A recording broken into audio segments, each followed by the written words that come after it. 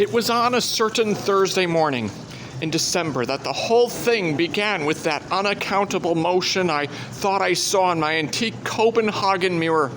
Something, it seemed to me, stirred something reflected in the glass.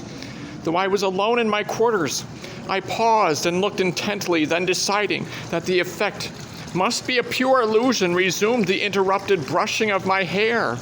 I discovered the old mirror covered with dust and cobwebs in an outbuilding of an abandoned estate house in Santa Cruz's sparsely settled north side territory, and had brought it to the United States from the Virgin Islands.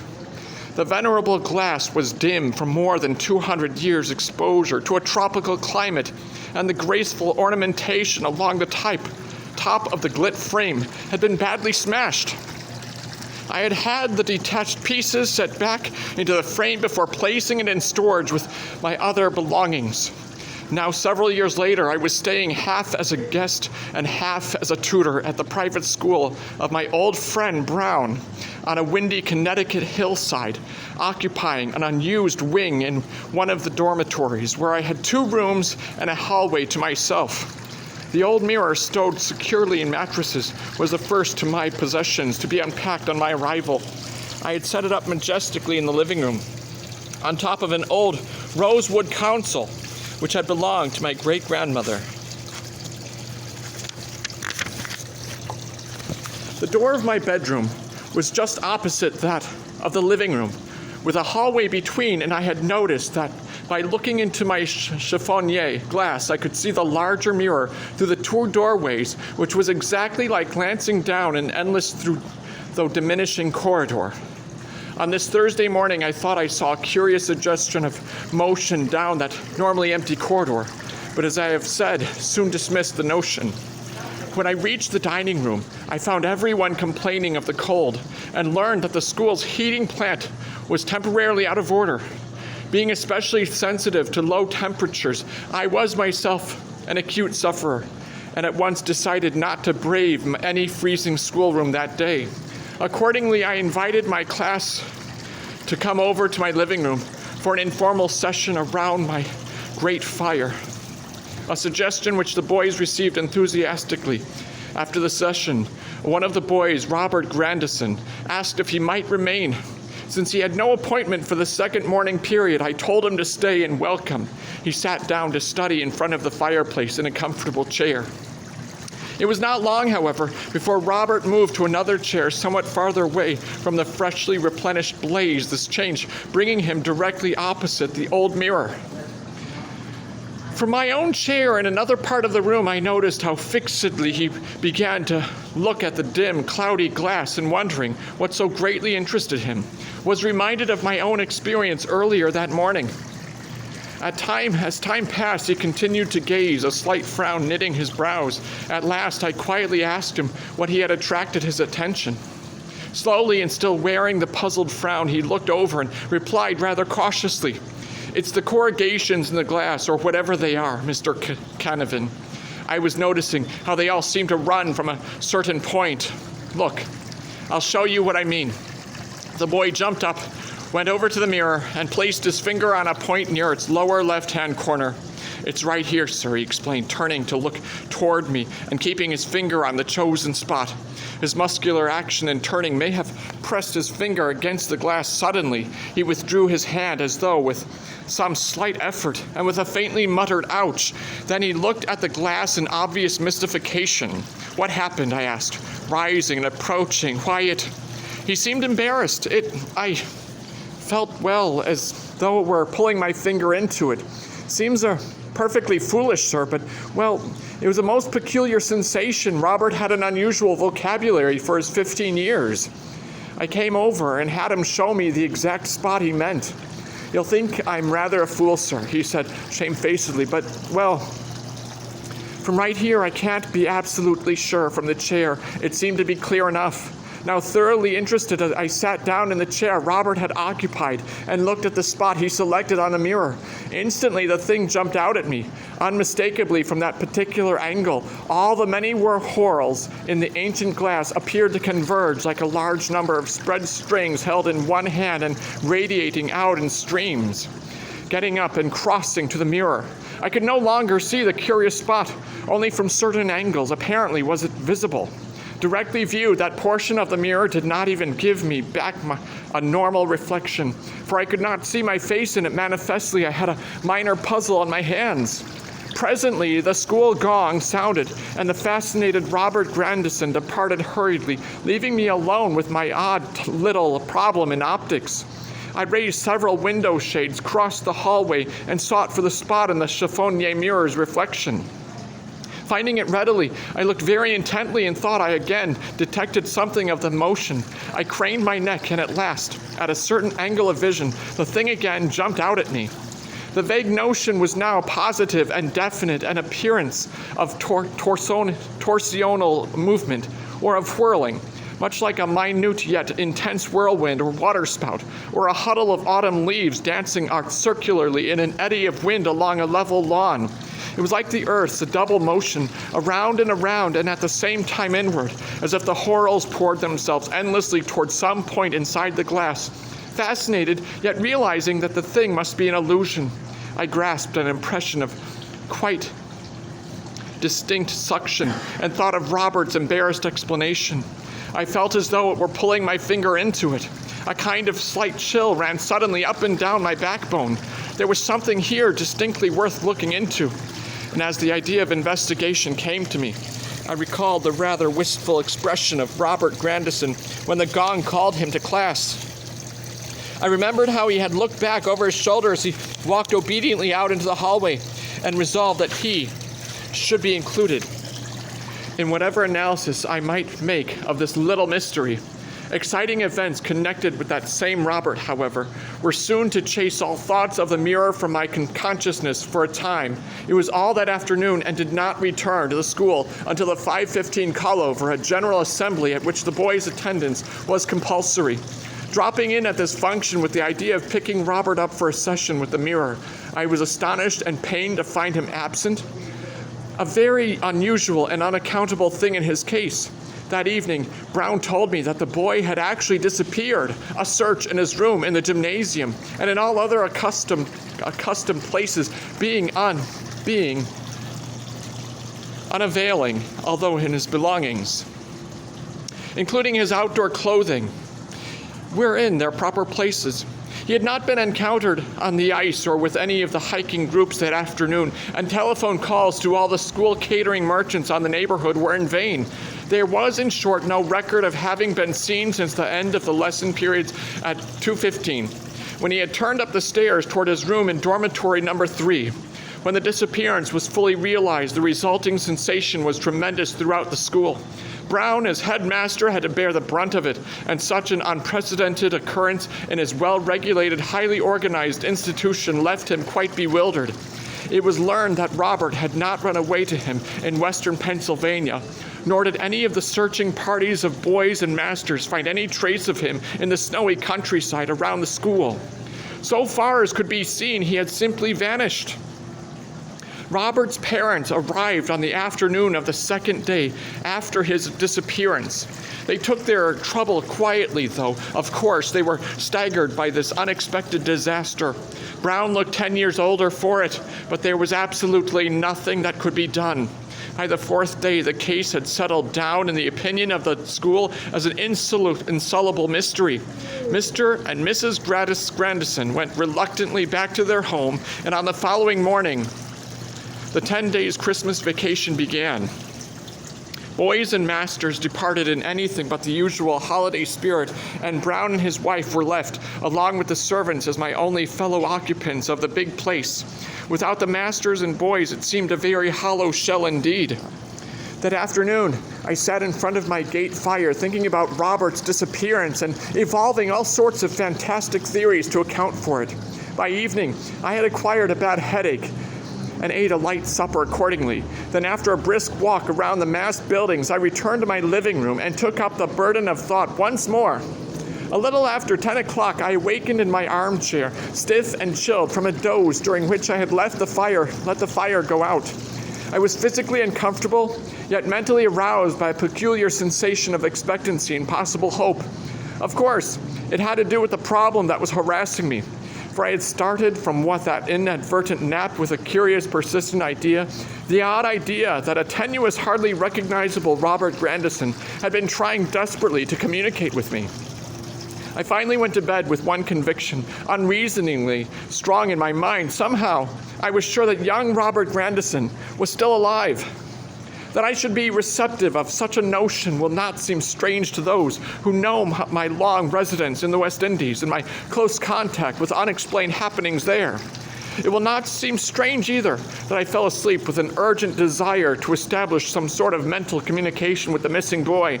Even the most prosaic scientists affirm with Freud, Jung, and Adler that the subconscious mind is most open to external impressions in sleep.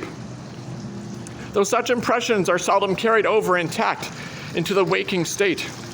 Going a step further and granting the existence of telepathic forces, it follows that such forces must act most strongly on a sleeper, so that if I were ever to get a definite message from Robert, it would be during a period of profoundest slumber. Of course, I might lose the message in waking, but my aptitude for retaining such things has been sharpened by types of mental discipline picked up in various obscure corners of the globe. I must have dropped asleep instantaneously, and from the vividness of my dreams and the absence of wakeful intervals, I judge that my sleep was a very deep one. It was 6:45 when I awakened, and there still lingered with me certain impressions which I knew were carried over from the world of somnolent celebration. Filling my mind was the vision of Robert Grandison, strangely transformed to a boy of full, greenish, dark blue color. Robert, desperately endeavoring to communicate with me by means of speech, yet finding some almost insuperable difficulty in so doing. A wall of curious spatial separation seemed to stand between him and me. A mysterious, invisible wall which completely baffled us both. I had seen Robert as though at some distance, yet queerly enough, he seemed at the same time to be just beside me. He was both larger and smaller than in real life, his apparent size varying directly instead of inversely with the distance as he advanced and retreated in the course of conversation. Excuse me. That is, he grew larger instead of smaller to my eye when he stepped away or backwards, and vice versa, as if the laws of perspective in his case had been wholly reversed. His aspect was misty and uncertain, as if he lacked sharp or permanent outlines, and the anomalies of his coloring and clothing baffled me utterly at first. At some point in my dream, Robert's vocal efforts had finally crystallized into audible speech, albeit speech of an abnormal thickness and dullness. I could not for a time understand anything he said, and even in the dream racked my brain for a clue to where he was, what he wanted to tell, and why his utterance was so clumsy and unintelligible. Then little by little I began to distinguish words and phrases, the very first of which sufficed to throw my dreaming self into the wildest excitement and to establish a certain mental connection which had previously refused to take conscious form because of the utter incredibility of what it implied.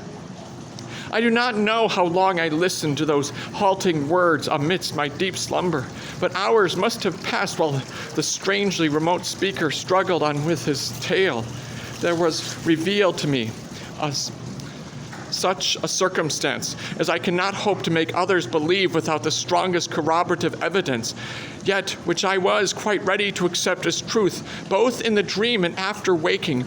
Because of my former contact with uncanny things, the boy was obviously watching my face, mobile in receptive sleep, as he choked along for about the time I began to comprehend him. His own expression brightened and gave signs of gratitude and hope. Any attempt to hint at Robert's message as it lingered in my ears after sudden awakening in the cold brings this narrative to a point where I must choose my words with the greatest care. Everything involved is so difficult to record that one tends to flounder helplessly. I have said that the revelation established in my mind a certain connection which reason had not allowed me to formulate consciously before. This connection, I need no longer hesitate to hint, had to do with the cold Copenhagen mirror, whose suggestion of motion had so impressed me on the morning of the disappearance, and whose horror-like contours and apparent illusions of suction had later exerted such a disquieting fascination on both Robert and me. Resolutely, Though my outer consciousness had previously rejected that my intuition would have liked to imply, it could reject that stupendous conception no longer. What was fantasy in the tale of Alice now came to me as a grave and immediate reality. That looking glass had indeed possessed a malign, abnormal suction, and the struggling speaker in my dream made clear the extent which it violated all the known precedents of human experience and all the age-old laws of our three sane dimensions. It was more than a mirror. It was a gate, a trap, a link with spatial recesses not meant for the denizens of our visible universe, and realizable only in terms of the most intricate non-Euclidean mathematics. And in some outrageous fashion, Robert Grandison had passed out our ken into the glass and was there immured, waiting for release. It is significant that upon awakening, I harbored no genuine doubt of the reality of the revelation, that I had actually held conversation with a trans-dimensional Robert, rather than evoked the whole episode from my broodings about his disappearance and about the old illusions of the mirror, was as certain to my utmost instincts as any of the instinctive certainties commonly recognized as valid. The tale thus unfolded to me was of the most incredibly bizarre character. As had been clear on the morning of his disappearance, Robert was intensely fascinated by the ancient mirror. All through the hours of school, he had it in mind to come back to my living room and examine it further. When he did arrive after the close of the school day, it was somewhat later than 2:20, and I was absent in town. Finding me out and knowing that I would not mind, he had come into my living room and gone straight to the mirror, standing before it and studying the place where, as we had noted, the whorls appeared to converge. Then quite suddenly, there had come to him an overpowering urge to place his hand upon this whorl center. Almost reluctantly, against his better judgment, he had done so, and upon making the contact had felt at once the strange, almost painful suction which had perplexed him that morning. Immediately thereafter, quite without warning, but with a wrench in which seemed to twist and tear every bone and muscle in his body, and to bulge and press and cut out every nerve, he had been abruptly drawn through and found himself inside. Once through, the excruciatingly painful stress upon his entire system was suddenly released. He felt, he said, as though he had just been born, a feeling that made itself evident every time he tried to do anything, walk, stoop, turn his head, or utter speech. Everything about his body seemed a misfit. The sensations wore off after a long while, Robert's body becoming an organized whole rather than a number of protesting parts. Of all the forms of expression, speech remained the most difficult, doubtless because it is complicated, bringing into a play number of different organs, muscles, and tendons. Robert's feet, on the other hand, were the first members to adjust themselves to the new conditions within the glass. During the morning hours, I rehearsed the whole reason-defying problem, correlating everything I had seen and heard, dismissing the natural skepticism of a man of sense, and scheming to devise possible plans for Robert's release from his incredible prison. As I did so, a number of originally perplexing points became clear, or at least clearer, to me. There was, for example, the matter of Robert's coloring. His face and hands, as I have indicated, were a kind of dull greenish dark blue, and I may add that his familiar blue Norfolk jacket had turned to a pale lemon yellow, while his trousers remained a neutral gray as before. Reflecting on this after waking, I found the circumstance closely allied to the reversal of perspective which made Robert seem to grow larger when receding and smalling when approaching. Here, too, was a physical reversal, for every detail of his coloring in the unknown dimension was the exact reverse or complement of the complementary colors are blue and yellow, and red and green. These pairs are opposites, and when mixed yield gray. Robert's natural color was a pinkish buff, the opposite of which is the greenish blue I saw. His blue coat had become yellow, while the gray trousers remained gray. This latter point baffled me until I remembered that gray is itself a mixture of opposites. There is no opposite for gray, or rather, it is in its own opposite. Another clarified point was that pertaining to Robert's curiously dulled and thickened speech, as well as to the general awkwardness and sense of misfit bodily parts of which he complained. This at the outset was a puzzle indeed, though after long thought the clue occurred to me. Here again was the same reversal which affected perspective and coloration. Anyone in the fourth dimension must necessarily be reversed in just this way, hands and feet, as well as colors and perspectives, being changed about. It would be the same with all the other dual organs, such as nostrils, ears, and eyes. Thus, Robert had been talking with a revered tongue, teeth, vocal cords, and kindred speech apparatus, so that his difficulties in utterance were little to be wondered at. As the morning wore on, my sense of the stark reality and maddening urgency of the dream-disclosed situation increased rather than decreased. More and more I felt that something must be done, yet realized that I could not seek advice or aid. Such a story as mine, a conviction based upon mere dreaming, could not conceivably bring me anything but ridicule or suspicions as to my mental state. And what indeed could I do, aided or unaided, with as little working data as my nocturnal impressions had provided? I finally recognized, have more information before I could even think of a possible plan for releasing Robert. This could come only through the receptive conditions of sleep, and it heartened me to reflect that according to every probability, my telepathic contact would be resumed the moment I fell into deep slumber again. I accomplished sleeping that afternoon, after a midday dinner at which, through a rigid self-control, I succeeded in concealing from Brown and his wife the tumultuous thoughts that crashed through my mind. Hardly had my eyes closed when a dim telepathic image began to appear, and I soon realized to my infinite excitement that it was identical with what I had seen before. If anything, it was more distinct, and when it began to speak, I seemed able to grasp a greater proportion of the words. During this sleep, I found most of the morning's deductions confirmed, though the interview was mysteriously cut off long prior to my awakening. Robert had seemed apprehensive just before communication ceased, but had already told me that in his strange fourth-dimensional prison, colors and spatial relationships were indeed reversed, black being white, distance increasing apparent size, and so on. He had also intimated that, notwithstanding his possession of a full physical form and sensations, most human vital properties seemed curiously suspended. Nutriment, for example, was quite unnecessary, a phenomenon really more singular than the omnipresent reversal of objects and attributes, since the latter was a reasonable and mathematically indicated state of things. Another significant piece of information was that the only exit from the glass to the world was the entranceway, and that this was permanently barred and impenetrably sealed so far as egress was concerned.